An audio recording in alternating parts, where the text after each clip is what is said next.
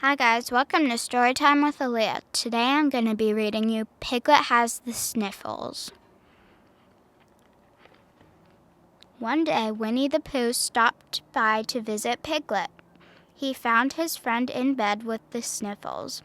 "I'll go get you some honey," said Pooh. "Honey always makes me feel better." Pooh went home and took down a large honey pot from his shelf. On the way back to Piglet's house, Pooh met Rabbit, who was in the garden. When Rabbit heard about Piglet's sniffles, he went into his house and brought out a covered dish. "My vegetable soup will cure any cold," Rabbit boasted. "Please take the soup to Piglet."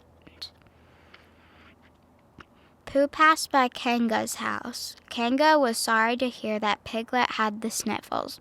"Please take some of my blueberry muffins with you," she said. "They always make Gru feel better when he has the sniffles." Poor Pooh. His load was getting heavier and heavier, and he was getting hungrier and hungrier. Just then, Owl flew by. "Rabbit told me that Piglet wasn't feeling well," he said. "In my opinion, a pot of raspberry tea will make Piglet feel better in no time at all." Pooh couldn't carry another thing, and his tummy was getting awfully rumbly. "Oh, bother, I'll have to leave something behind," he said. Pooh put down the honey pot. "That's better," he said, "but it's so sad to leave this honey all by itself." And so he ate it all up. Before long, Pooh arrived at Piglet's house and put all of the foods on a tray.